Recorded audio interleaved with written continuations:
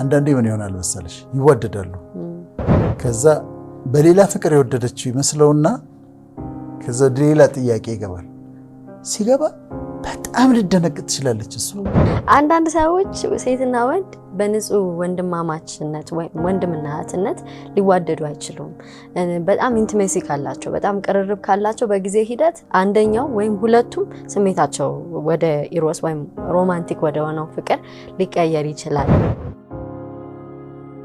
ይሄንንም ብዙ ሰዎች አሁን ላይ ዳውት አላቸው ወዳጅ ማግኘት ከባድ ነው ይላሉ ለልብ የቀረበ ሚስጥረኛ የሚሆን ዘንድሮ ምን ወዳጅ አለ እንደውም ራስን ለራስ ያለኸው የሚሉም አሉና አንተ ይሄንን ትቀበላለህ እውነተኛ ወዳጅ የለም አለ በትክክል አለ እኔ አሁን ራሴን ለብዙዎች ወዳጅ አድርጌ አቀርባለሁ የእውነት ወዳጅ ነኝ ሲፈልጉኝ ይገኝላቸዋለሁ ወዳጆችም ይኖሩኛል አለ ሰው ይሄ ፍቅርማ አለ it exists እንደውም አሁን በሜንታል ሄልዝ ለአእምሮ ጤና በጣም አስፈላጊ ከሚባሉ ነገሮች አንዱ ጓደኝነት ጥሩ ጓደኞች ካሉሽ ወንድና ሴት ሆነው እኮ ኦፖዚት ሴክስ ናቸው በጣም ይዋደዳሉ እኔ አሁን በጣም የምወዳቸው ሴቶች አሉ በጣም የሚወዱኝ ሴቶች አሉ ሌላ ነገር ግን የለም በሌላ አስቤያቸው በሮማንቲክ በሆነው ፍቅር ተዋደን አይደለም ግን በጣም ወዳታለሁ እሷ ማለት በጣም ተወደኝ እንደውም ትነግረኛለች ወዳለሁ ትለኛለች እኔም ወዳታለሁ ግን ስለሷ ስላላት ሪሌሽንሺፕ ምናምን እናወራለን እንጂ ከኔ ጋር ሌላ ነገር አይመጣም እና ይሄ አስፈላጊ ነው እንደውም አሁን ወጣቶች አንዳንዴ ይሄንን ፍቅር ሚስ አንደርስታንድ እንዳያደርጉት ያስፈልጋል ወጣቶች ትላልቅ ሰዎች አንዲት ሴት መጣ ልትወድህ ትችላለች ወድሃለሁ ልትልህ ሁሉ ትችላለች የበዛኛው በሮማንቲክ በሆነው ፍቅር ወድሃለች ማለት ግን አይደለም አንተን ኢንጆይ ታረጋለች በቃ አብራ መሆን ደስ ይላታል የጓደኝነት ፍቅር ነው ፊሊያ ነው ተለይቶ እስካልተገለጸ ድረስ ያ የጓደኝነትን ፍቅር ሚስ አንደርስታንድ አድርገው አንዳንዴ ምን ይሆናል መሰለሽ ይወደዳሉ ከዛ በሌላ ፍቅር የወደደችው ይመስለውና ከዛ ሌላ ጥያቄ ይገባል ሲገባ በጣም ልደነግጥ ትችላለች እሱ እኔ እኮ እንደዛ አላሰብህም እኮ እኔ እኮ እንደዛ አስቤህ እኮ አላውቅም ብላ ልትል ትችላለች ወንድም ሊደነግጥ ይችላል እኔ እኮ እንደ ወንድሜ ነው የማይ እኔ እኮ እንደ ጓደኛዬ ነው የማይ ብለው ሊሉ ይችላሉ አሁን ግን ከለየንላቸው የጓደኝነትን ፍቅር ከሌላው ከለየንላቸው ይሄኛው የምንዋደድበት ፍቅር ፊሊያ ነው እና በፊሊያ በአፌክሽኔት ነው ብለው ይለዩታል ማለት ነው እቺን ጥያቄ ሳልጠይቅ ወደ ቀጣዩ ባለፍ በጣም ብዙ ሰዎች ሊያዝኑብኝ ይችላሉና አንዳንድ ሰዎች ሴትና ወንድ በንጹህ ወንድማማችነት ወይ ወንድምና እህትነት ሊዋደዱ አይችሉም በጣም ኢንቲሜሲ ካላቸው በጣም ቅርርብ ካላቸው በጊዜ ሂደት አንደኛው ወይም ሁለቱም ስሜታቸው ወደ ኢሮስ ወይም ሮማንቲክ ወደ ሆነው ፍቅር ሊቀየር ይችላል እና በተለይ ወንዶች በፍጹም ከአንዲት ሴት ጋር በንጹህ ወንድምነት ጓደኛ ሊሆኑ አይችሉም ይላሉ ይሄንን የመጣው እንደው ስቲቭ ሃርቬይን ካወቀው የቴሌቪዥን አዘጋጅ ነው እንዲሁም የቴሌቪዥን ፕሮግራም አዘጋጅ ነው ከዛም ባለፈ ደግሞ ይሄ ሪሌሽንሺፕ ኮች ነው እንደሱ ገለጻ 99% ወንድ ንጹህ ጓደኛ መሆን አይችልም ከሴት ጋር ብሎ የራሱን ኦፒኒየን ነው ጥናትም አይደለም እንደዛ ያለው ነገር አለ አንተ ደግሞ አሁን የጠቀስከው ነገር ከዚህ ተቃራኒ ይመስለኛል በጣም በህይወቴ አይቻለሁ ይሄ አሁን ጓደኝነት ወደ ሌላ ሳይለወጥ ምናልባት አንዳንዴ ውስጥ ልትደበቅ ትችላለች ነገር ግን እኔ ዋሽንግተን ዲሲ ላይ አንድ ጓደኛ አለች ከዛ እኔ ከዚህ አሜሪካ ሲሄድ ኤርፖርት ትቀበለኛለች ሆቴል ትይዝልኛለች ሬስቶራንት አብረን እንሄዳለን አንዳንዴ ጉዳይ ኖሮኝ አንዳንድ ቦታ ወስዳኝ ሚድናይት ላይ ማታ 5 ሰዓት 6 ሰዓት 11 12 በነሱ ታደርሰኛለች ምንም ነገር የለም we're friends ይቻላል እንደዛ የግድ ወደ ሮማንቲክ መሄድ አለበት ማለት አይደለም እና በዛ መልከኛ ብዙ ጊዜ አሳልፈናል ሌላ ምንም ግን በጣም ቤስት ፍሬንድ ነች እንግዲህ ተመልከች ከኤርፖርት ተቀብላ ሆቴሌን ይዛኔ ነው የምከፍለው ከዛ ሬስቶራንት አብረን ሄደን አብረን አምሽተን ምናምን ግን ታደርሰኛለች ሌላ ነገር የለም ይቻላል ልልሽ ነው ግን ፍቅር ኢቮልቭ ያደርጋል ኢቮሉሽን አለ ኢቮልቭ የሚያደርግበት ጊዜ አለ ወይ እሷ ስሜት ኢሞሽን ዴቨሎፕ ታረጋለች ወይ እኔ ያረጋለው እና ወደ ሮማንቲክ ፍቅር ሊቀየር ይችላል። ግን ኢት ኤግዚስትስ በወንድና በሴት መካከል በፊሊያ በፍጹም ጓደኝነት መቀጠል ግን ይቻላል። ወደ ሶስተኛው እንምጣና ስቶርጌ ወይም ፋሚሊ ላቭ አይ ቲንክ ፕሮናውንስ ከተሳሳትኩ ታረፈኛለህ። የግሪክ ተርሞች ስለሆኑ ይሄ ደግሞ በቤተሰብ መካከል የሚፈጠር የፍቅር አይነት ነው። ምን አይነት ፍቅር ነው ይሄኛው? ስቶርጌ ደግሞ ልክ አሁን ቤተሰብ አለ።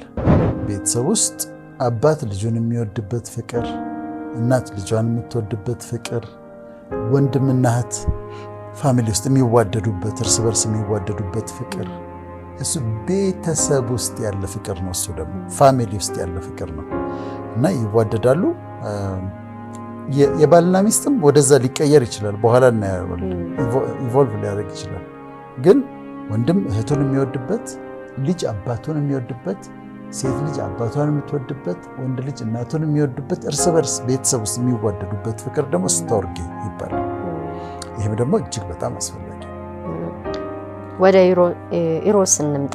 ሮማንቲክ ላቭ በጣም ብዙ የሚወራለት ፍቅር አይነት ነው፣ ወይም ደግሞ በተቃራኒ ጾታ መካከል ያለ ጾታዊ ፍቅር ማለት እንችላለን። ይሄኛውስ እንዴት ነው ኤክስፕረስ የሚደረገው? ኢሮስ ደግሞ በተቃራኒ ጾታዎች መካከል ያለ ፓሽኔት የሆነ ፊዚካል አትራክሽን ያለው። አሁን ለምሳሌ ቅድም ያለው ፊሊያ ፊዚካሊ ላደንቅሽ ይችላል። አምሮብሻል ፍቅር ዛሬ ደግሞ እንዴት ነው የምታምሪው ልልሽ ይችላል። ግን አትራክትድ ሆንኩኝ ማለት አይደለም። ይህንንም ሰዎች ክሊር መሆን አለባቸው። አሁን እኔ ታምሪያለሽ በጣም ዛሬ እንዴት ነው የምታምሪው ምናምን አልኳት ማለት ወደድኳት ማለት አይደለም። ፊሊያ ነው። ይሄኛው ግን አትራክሽን አለ። እንደ ማግኔት የሚስብ ወደ እሷ ወደ ማግኔት የሚስበኝ ነገር አለ። ወደ እኔ እንደ ማግኔት የሚስባት ነገር አለ። የተሰጠ ፍቅር ነው። መልካም እኮ ፍቅር ነው። በዚህ ፍቅር ነው ሰዎች ተዋደው የሚጋቡት። በዚህ ፍቅር ነው ተዋደው ሰዎች ወደ ሮማንቲክ ሪሌሽንሺፕ የሚገቡት፣ ጮኝነት የሚጋቡት፣ ከዛ ትውልድ የሚቀጥለው ልጆች የሚወለዱት እኮ በዚህ ፍቅር ነው። እና ብዙ ጊዜ አርቱ ጋር ትኩረት የሚሰጠው ይሄኛው ፍቅር ነው። ዘፈኑም ፊልሙ ላይም መጽሐፍ ላይም ዘፈኑ ሁሉ እሱ ነው። ፊክሽኑም እሱ ነው።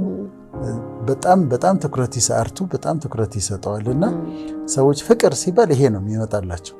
ግን አሁን እንዳያሳየ እንዳለ ነው 10 አይነት አሉ።